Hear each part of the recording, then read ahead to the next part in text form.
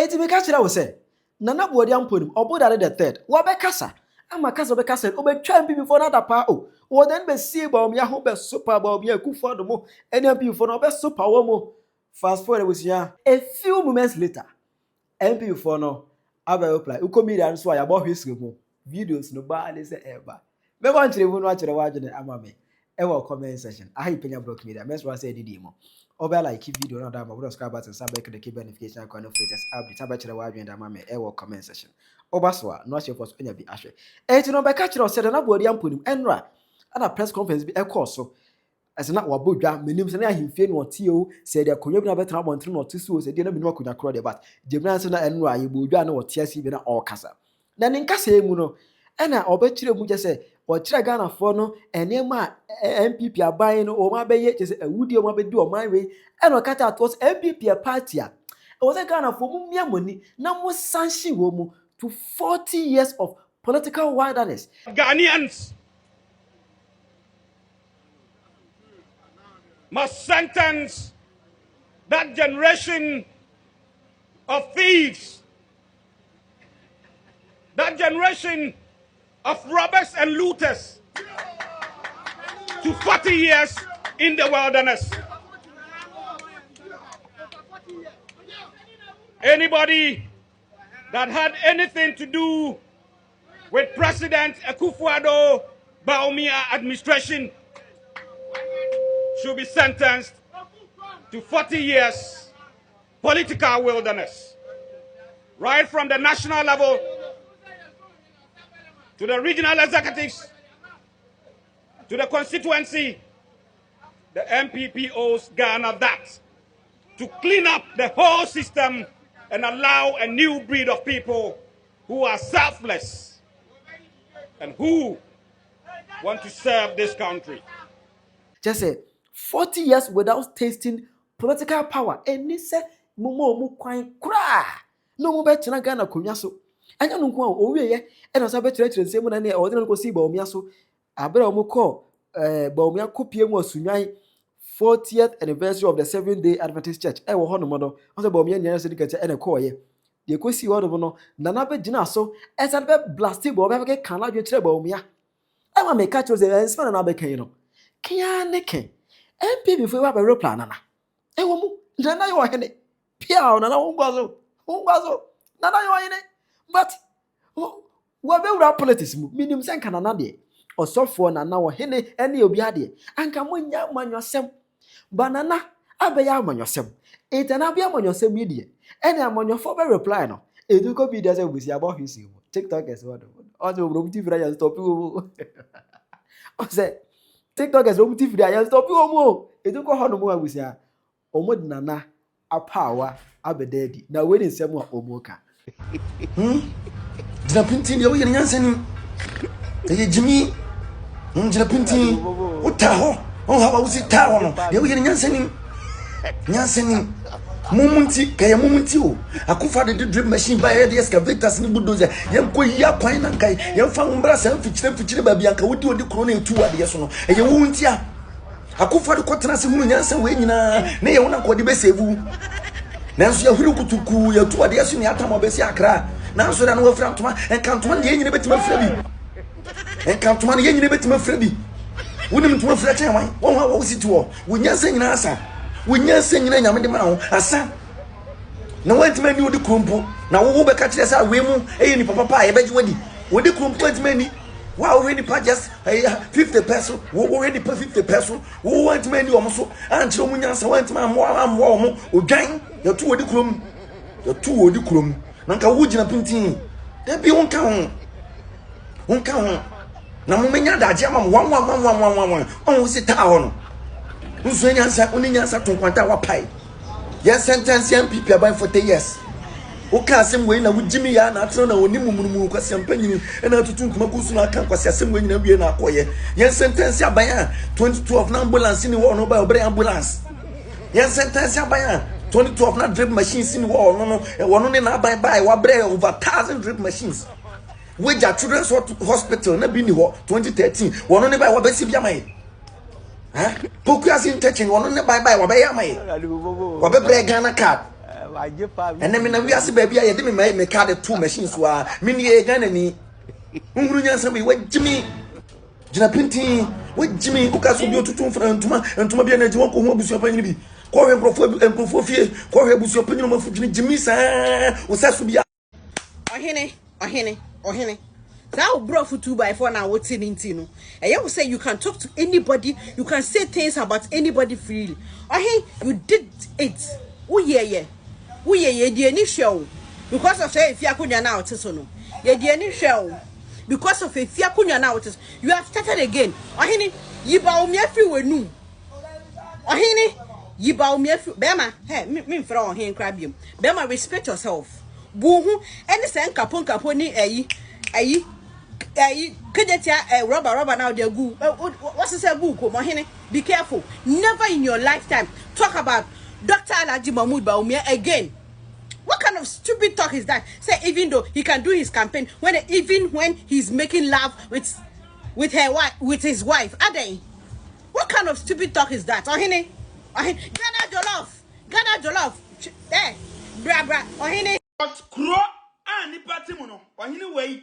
Entimi ni ade ho kuro bia ni Ghana ha asese nye mwaso na wodia kuro bia ni wa nipa etimu a ye be permit sa ofuru we amana di wo so me ameti we sa kwa we gimi fo we ontimi ni so dan ma bodam me funu kura o hine kwase nto we ntimi ni so akwasi ring good say na unyo hene mpo unyo hene na we Krontihene ene yetu ade so we Krontihene ene yetu ade so enti unyo hene unye hwe unye nipa bia we nipa ginjan we nipa kwasea unim nyansa bia kwase we froster landi hona akwata na akoye froda Bawumia de obo brawo Bawumia wa bobra wa kosku edu echi enti na oye politics no o say Bawumia can never be president.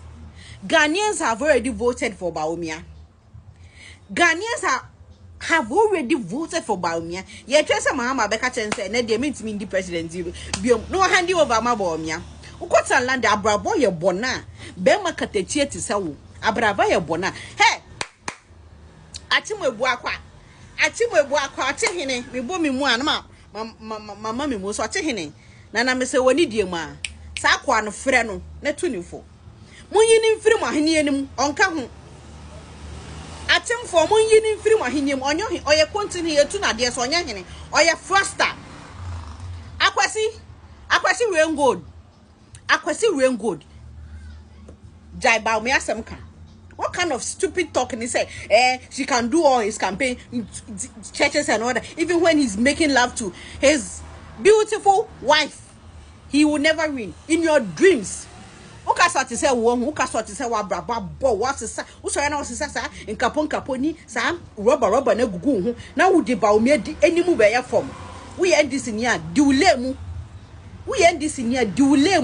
Akwasi rain gold. Akwasi rain gold o say rain one akwasi Krontihene. Former Krontihene of Kadeho side wo baby former Krontihene. Hey, bloggers no so amode nana onye nana. Oye former Krontihene ye tu na de so. Yi Bawumia di fi wonu. This is the last warning I'm giving it to you. Last warning. Ukotna landing wona uko fording ko for ye ball ba ye na ye ma wadide na e ho so uko fording ko for na ye tu ade so Krontihene ye tu ade so be in your lane. Krontihene ye tu ade so be in your lane. Yi Dr. Alhaji Bawumia din free wonu. He will be the next president. Hey, what's here? Na Bawumia be your president and you will regret everything that you said about Bawumia. Boy. Hey, boy. Jankwasi asemani keka. Ghana doctor will be the next president of Ghana. Me say Bawumia hu bi o twa ne say mama be so ya no pa. Doctor say bro me ntimi nya bio. Na Bawumia be ta kunya no so no abebu o man no. Ne ye koyanim. Stop what you are doing. Former Krontihene. Akwasi rain gold. Je jimiye no. Akwasi rain gold je jimiye no. Jankwasi akika na ukika fa doctor hu. Jankwasi akika na ukika fa doctor hu. Wabo brase hu. Wo nkwasi asem ni ujimie na unam wo fele pompous. onyo hene biem onyo hene otimemu no ye former country ye tu na de so me pam cho sana is it early this year wo di Bawumia e trend ya ye ma o chance ma mfa ne trend biem ye tu you are no more a king at the who atimemu unyo hene wo bibia then say the ndc buy wakosesa say nwura na gu hu no ndc buy no wakosesa say bola ahyeso okon na wo so ya wo petrol wo ho se wo yo hene unyo bia wo kronu so unyo bia wa atimemu ha atimemu ye nim wo obi nim wo nya hwe meti ye ne se ye de wakoche hen ho. You are no more a king in any of Atim areas. So respect yourself, Papa. Akwasi we good. Respect yourself. This is the last warning. Ukoye interview, kwasia interview now. Persona do kwasia interview. Na ka kwasia kasa. Ukase NDC for aba. Ade NDC for ne si ohen ana. NDC for ne si ohen. Ukase NDC they can intimidate Atim for. You lie bad. Kobisa mahama non kancho Atim mafias. Kobisa mahama non kancho non kai history ncho on ka Atim for history ncho ye nyemre saa wo omo ntimi nsi ohen man eti the way also ya wahye wo na ye tu ade so na say u petrol say wo ye ohen wo ye Krontihene ye tu ade sa ko see we go be careful. This is your last warning. I'm telling you, this is your fucking last warning. Be in your lane. Do not talk about doctor again. Na umbo bra baby a doctor abobra ko dunu and make degraded no and kan kwasa sem fa ne ho biom. So what? Be in your lane, respect yourself. Be in your lane and respect yourself. Papa. Hey, Akwasi, don't let me change that for you. Eba Bawumia, I can change it for you. Eba Akufo Addo, I can change it for you. Meet me as a salmon. Hey, this is your last warning. Power wongobra. Adebia eya e obi asiwe mo pa.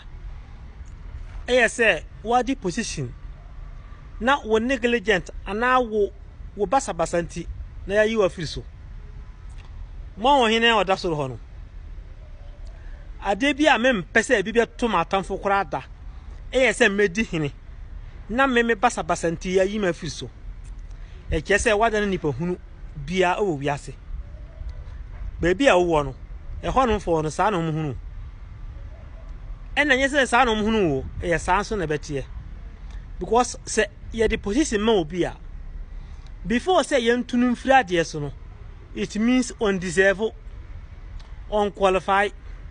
No wonder enya me nwanwa ba akokora say papa we ye tunu afiri ade so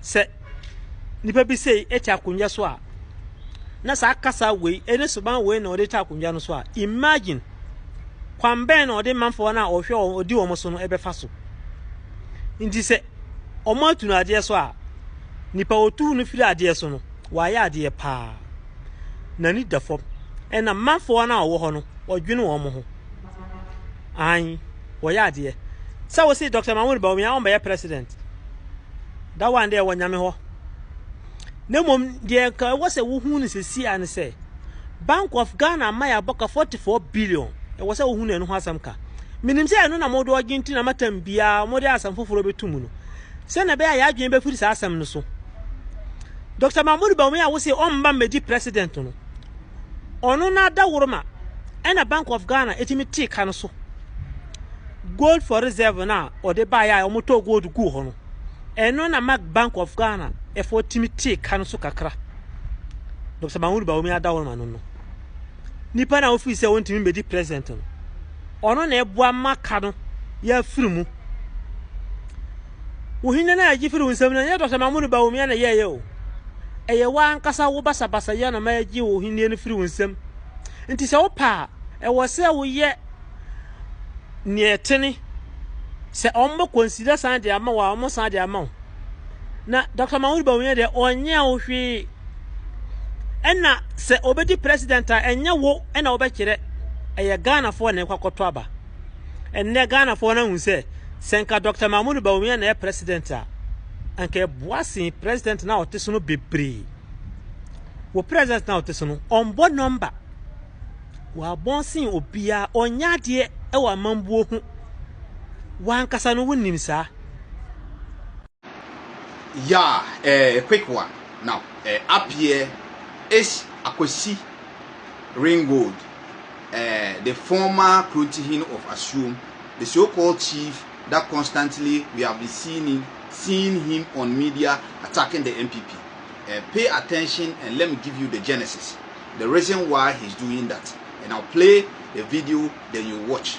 Now, when you check up here, that is the picture of Akwesi and the deputy finance minister when he went and inaugurated him as the board chairman of Ghana Commodity Exchange in 2025. Now, why is Akwesi constantly attacking the NPP? In 2024, Akwesi Ringgold, he was distilled as Krontihene of Asum because of misconduct. And from there, Akwesi believed that the NPP played a role that led his distillment, that made them to distill him. He believed that NPP people influenced and he was distilled. So Akwesi, after he was distilled, Akwesi started attacking the NPP. But you know Ghana, the media, they are aware that he's not a Krontihene. But to get a better headline and to also make his words look more heavier, they will put that Krontihene of Asum. But the facts remain that he was distilled and is nowhere near that position again. Now, one thing I like about Akwesi Ringgold is that he's a smart man. When he attacked the NPP, and the NDC came into power, they were sharing positions and they forgot of Akwesi. So quickly, Akwesi called bloggers to his house. But as a man who is very wise, he didn't attack President John Dramani Mahama. He started attacking Dr. Alhaji Mahmoud Bawumia again, just like he did in 2024. Then quickly, it got to the president attention that this happens to be one of the chiefs that we used against the NPP. We didn't give him anything, and they gave him reward. That is how come the deputy finance minister went and inaugurated him as a board chairman of Ghana Exchange Commodities. You get it? So get your facts right. The media, you can't force them how to write their headlines. They want things that will catch Ghanaians' attention. Now Akwesi has used certain words again. You know, it's now agenda. It is their agenda boy, and Bank of Ghana losses are there. So they have pushed Akwesi to say something. Let's pay attention and listen to what Akwesi said. Just listen to the words he used. Pay attention. That Ghanaians must sentence that generation of thieves, that generation of robbers and looters to 40 years in the wilderness. Yeah, so you heard the words. Imagine NPP member or a Ghanaian calling President John Dramani Mahama and Professor Nana Akufo-Addo that they are armed robbers, they are thieves, and they are looters. This current dictatorship governance we are witnessing, certainly they will call you to come to police station with evidence to show that Mahama is actually armed robber or Professor Nana Akufo-Addo is actually a thief. But this is the current state of Ghana. They have monopolized insult and attacks and accusations. It has become the NDC's personal property. If you are not insulting someone on behalf of NDC, you don't have the right to insult or attack. This is how they monopolize it. Look at the words he used against the NPP. This should tell you the reason why he was distilled. A chief, words like this cannot come out from a reasonable or a proper chief that is leading people. Yes, we know that all chiefs belong to political parties, but because of the positions they are holding, they are mindful of how they use their words. But this is now an agenda former Krontihene of Asum that is going around parading himself as a chief or a Krontihene. You get it? So what all that he's doing revenge. Ubeto achire wadwene area mame e wo comment section. Hi PENYAH Block Media. Akra.